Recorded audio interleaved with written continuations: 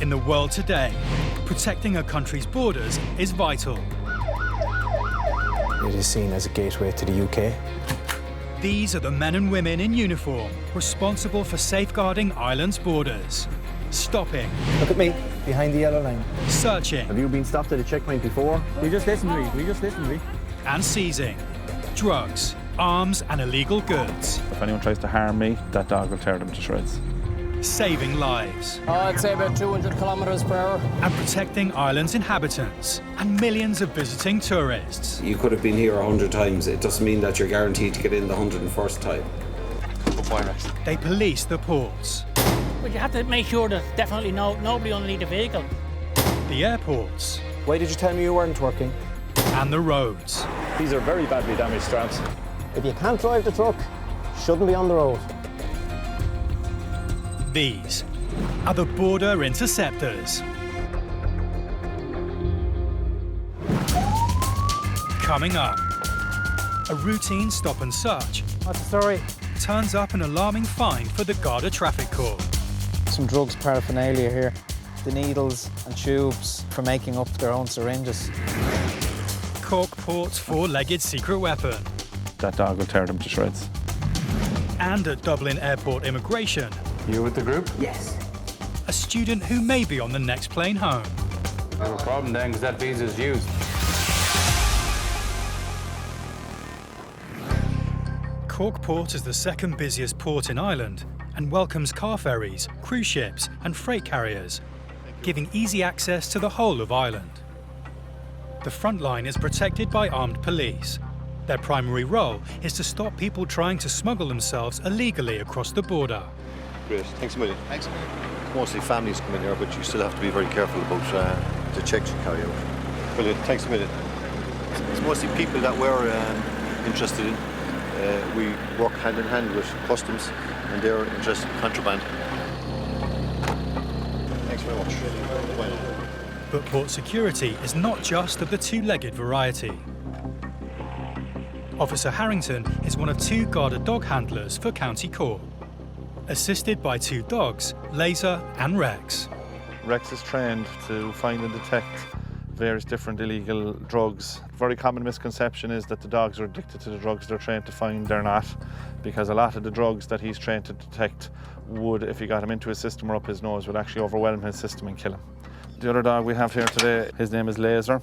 Laser's trained primarily for search and rescue of missing or vulnerable people. But if the person tries to hurt the dog, hurt me or escape, the dog is trained to bite them and detain them. He's there to defend me at all costs. So if anyone tries to harm me, that dog will tear them to shreds. When you have a big angry German Shepherd that's barking and telling people to cop on, 9 times out of 10 they tend to listen. Rex and Officer Harrington are ever vigilant as they patrol the port, working as a team to detect smugglers trying to bring contraband into the country. Just letting them have a walk by, just seeing if they pick up on anything and possibly in any of the cars. Like if there's cannabis or anything like that in the car, they'd have a very pungent smell and you'd actually pick it up, the dogs can pick it up outside the vehicles. From time to time you'd get specific information that might suggest that a particular car might be on the ferry that might be of interest to us.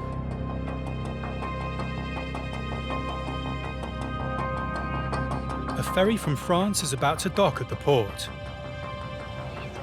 And the Gardai are about to act on a tip-off about a truck on board. Okay guys, we have the ferry coming from Roscoff this morning, 480 vehicles on board.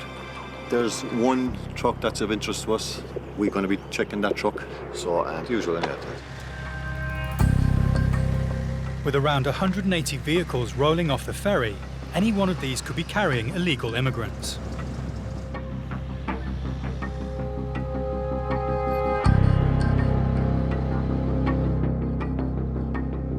The officers spot the target vehicle as it leaves the ferry, and they pull it over as it heads to leave the port. They now move in to perform a thorough search, before deciding if the truck will be allowed to enter the country. Can I just have a quick look in the back there? I don't mind. Thanks very much. No, it's empty. We checked over at the far side. 3 times you were checked. Yeah. The Gardai are prepped and ready to act, should anyone be hiding amongst the empty containers. We've had some problems the last few months in relation to that. I suppose it's just the current climate in Europe. A lot of desperate people over there trying to get a life. We're here to make sure that our borders are secure. We've had some clandestines come in on the back of trailers. Yeah, I'm satisfied this is secure and there's nobody on board. They may have found nothing, but they're not finished yet. It's time to bring in the big guns. No. Come on, Rex, let's go. Come on, Rex. Where is it? Where is it? Detective Gardai Ray Flannery is on duty at the immigration booths in Dublin Airport. How long are you going to stay in Ireland? One more day. He's keeping an eye out for anything that may indicate a passenger is not being honest about their intentions in Ireland. Where are you going to be based? At All Hallows and then at Trinity College Dublin. Okay. A group of American students have just landed from Heathrow in the UK. You're part of the group, yeah? They're stopping off in Ireland for a few days on their way back to the US. You with the group? Yes. Do you have a second visa? No. But it seems one of the students has a problem with his visa. You have a problem then, because that visa is used. They were not supposed to. Like when they signed it. The tutor arrives at Officer Flannery's desk in order to explain the situation. We changed planes. We went from. Yeah, but the visa he has is a single entry visa. Yes, and they made the people on this side made a mistake in the Irish airport, but the person stamped it accidentally because she just took the whole lot of ours and just stamped them all. He has to be convinced that they are telling the truth, or the student will be back on a plane and on his way out of the country. It's deemed used once it's stamped. Yeah, but we didn't know this, and we didn't, you know. Yeah, so technically you should, because you came to here to go to the UK. Yeah, but. Yeah, so once you landed here, what airline would you go to the UK with? When we went through the Irish consulate in Boston, we gave them the itinerary and said we were flying Aer Lingus from, into Dublin to Heathrow, and this is what they. Yeah, no, it should be in both. Officer Flannery is happy that there has been a genuine mistake. So how long more are you staying? We're staying till Tuesday. And allows the boy to enter Ireland to join his fellow students. Okay. Thank you very much. You had the correct visas, but just that the Irish visa was stamped in error. It didn't need to be stamped coming through here in transit. The next passenger at Officer Flannery's desk has flown in from Brazil. I have an Irish family, a wife and a daughter. He and his family have previously lived in Ireland, but have been back in South America. His family have flown home ahead of him, and he's just arrived to join them. We are living in Brazil, and during that period there, my GNIB expired. His GNIB card has expired. This gives him immigration permission to stay in the country beyond 90 days. He will have to register again for a new card. Are you living in Dublin? Yeah. You're down the country, you go to the local, but... Everything seems to be in order, until Officer Flannery asks the man his address in Ireland. What address are you living at? When I left, what we are going to live now. When you left, you were living in... When I left, was in... The address they have on record is from 2009. Okay, when did you live in Triton? This is when we married in 2009. Officer Flannery isn't concerned about the man's intentions, but explains that he needs to keep his contact details up to date at all times. Anytime you move address, you have to notify immigration that you have moved address. Right here. Okay? It's very important you do so. And we hold on to this card because it's expired. Okay? With Officer Flannery holding on to the expired GNIB card, the man will need to register for a new one. This time, making sure all his details are correct and up to date. Thank you. Okay.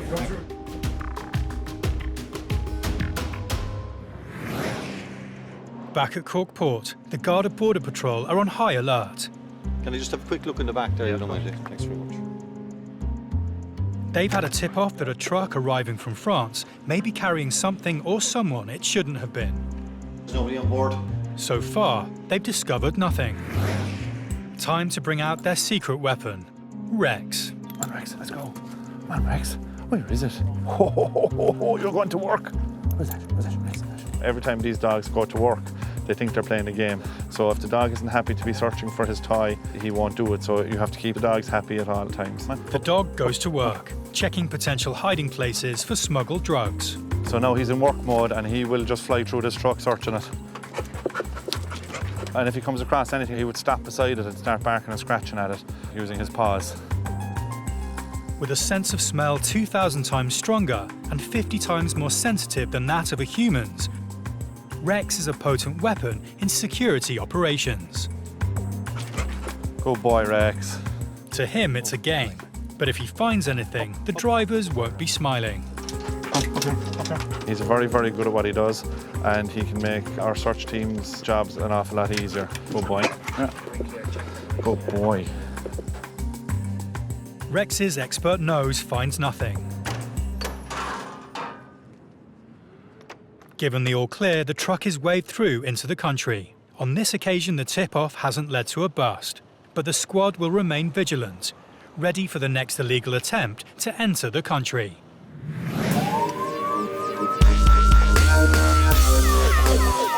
The Garda Traffic Corps patrols the roads around Dublin Port and Dublin Airport. It's their job to keep these busy entry points to the Republic of Ireland safe. Officers Paddy McElroy and Philip Earle are in their patrol car. And they've spotted something that rings alarm bells.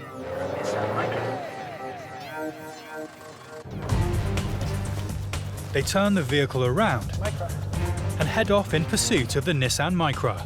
Just took the turn a bit quick for my liking. As the driver overtakes other road users erratically, Hasn't copped us yet. He wouldn't drive like that if he knew we were behind him. the officers radio in for a vehicle check. Control, just looking for a vehicle registration check when you stand.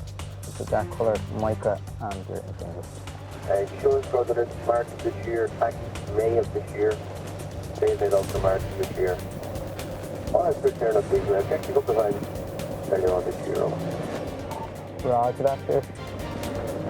It's time to pull this driver over.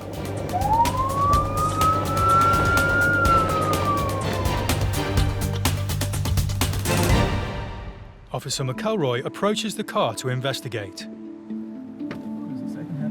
Oh, you keep an eye on them, fella, will you? You're coming up with loads of stuff missing on your car. Missing? Yeah. Documentation. No, I just bought this car 2 years ago. Insurance in the post and I have insurance. NCT's gone. Tax is gone. No insurance displayed. Your insurance is not paid for my insurance every Can you month. turn off your engine there for a second? It's off. Is it off? Yeah. Do you have a driver license on you? No, no, no, You have no identification? No. Well, who'd you buy this car off? I bought it with a fella in the ocean in the boot yesterday. Yesterday? Day before yesterday. You're tripping yourself up now. No, day before yesterday, honest to God, yeah. Got no tax, no insurance and no NCT. It's got a male driver, female front seat passenger. The female has all the usual physical signs of a drug user. He's saying that he's just bought the car. So he doesn't appear to have any documentation to back it up. Again, I think this one will end up being seized. Officer McElroy suspects the man is telling him a pack of lies. Joe, could I get a person? He's got no ID and no proof that the car is legally allowed on the road. So the officers have no choice but to seize his vehicle. Could we get a tow truck up to this location, please? Your car's going to be seized. Under Section 41 of the Road Traffic Act. Please. A suspicion of no insurance. You see, you told me you bought it yesterday. Yeah, my license at home, I also got my How license. did you get insurance? I'm going to show you that I paid every month. Where did you get insurance? Downtown. You only said you bought it yesterday. No, the day before yesterday, but I put my insurance in, I paid every monthly. It's £200. I'm not satisfied. Please, God, don't just I'm not satisfied. Please. When I say that you've no license. Yeah, but have my insurance and license. Our checks have yeah, but I'm produced. I'm from the north, I'm in New Pay. I got past me testing over my license. Honest to God, James, it's been seized. I've made a decision. Okay? If he's going to stand any chance of changing their minds, he's going to have to think fast.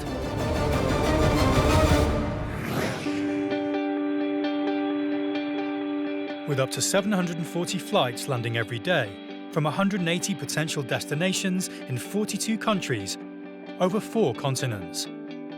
The task of keeping Ireland's borders safe at Dublin Airport is no mean feat. Hi, how are you? 30th of May. At the immigration desks, Officer O'Connell is on duty, helping to protect those borders from potential threats. How are you doing? A gentleman has just flown in from Hong Kong. and has arrived at his desk. Who do you visit? My brother and sister. Your brother and sister, do they work here? Yes. They work here. And do you have their immigration details? No. No. Do you have a letter? No. No. Okay. I'll try and find them on my system. Officer O'Connell can't find any record of the relatives on the system. If the man can't prove where he is staying and who with, then he could be denied entry into the country. They're not on my system. Hmm? No, they're not here. No. Maybe ask my sister. Yeah. It turns out that the man is travelling with another of his sisters. She joins him at Officer O'Connell's immigration desk so he can question her about their reasons for coming to Ireland. My sister and my brother. Okay. Yeah. No mobile number. What? No mobile phone. Mobile. Yeah. 0872. This is your sister. Yeah. Sylvia. Okay. The woman gives him a phone number.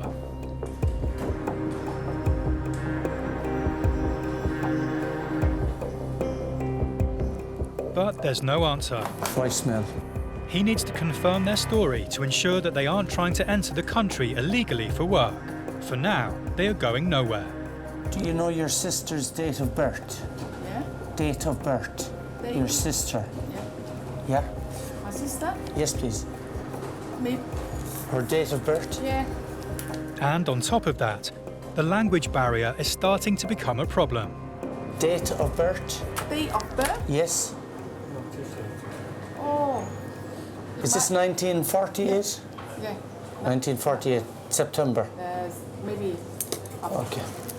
And born in, or nationality Hong Kong? Yeah, I'm from Hong Kong. Okay. No records. He tries to get through again.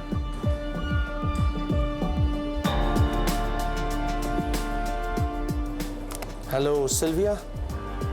And this time the call connects. Immigration, Dublin Airport. You're expecting a visitor? Who is it? Okay, so I just need to get your GNIB number.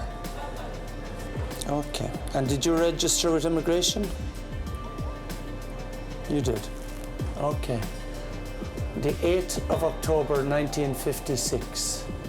Ah, yes, I have you here now. The woman on the phone has registered with the Gardai National Immigration Bureau and is able to give Officer O'Connell her details. Yeah, that's fine. He finds her on the system, Very good. So is satisfied that the couple are genuine, and is happy to give them leave to land. So when you are visiting next time, just get a letter from your sister with all her details on it, okay? Because then we won't be delaying the other people, okay? Okay. Thank you very much. Bye-bye.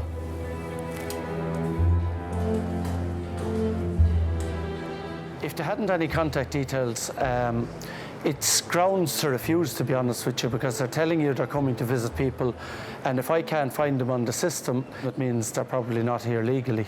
So if I hadn't been able to find them, it would have been grounds for refusal. Garda Traffic Corps officers Paddy McElroy and Philip Earl have pulled over a car for driving erratically. Coming up with loads of stuff missing on your car. They suspect the driver is being far from honest with them. I'm not satisfied. Please, God, don't just I'm not satisfied. Please. He's got no tax, no insurance, and no national car test certificate. And on top of all that, he can't produce a driving licence.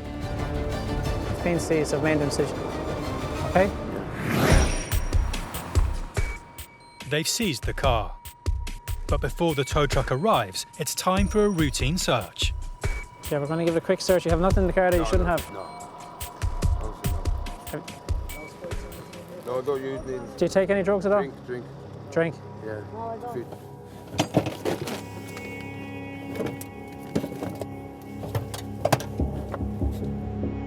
And the plot thickens.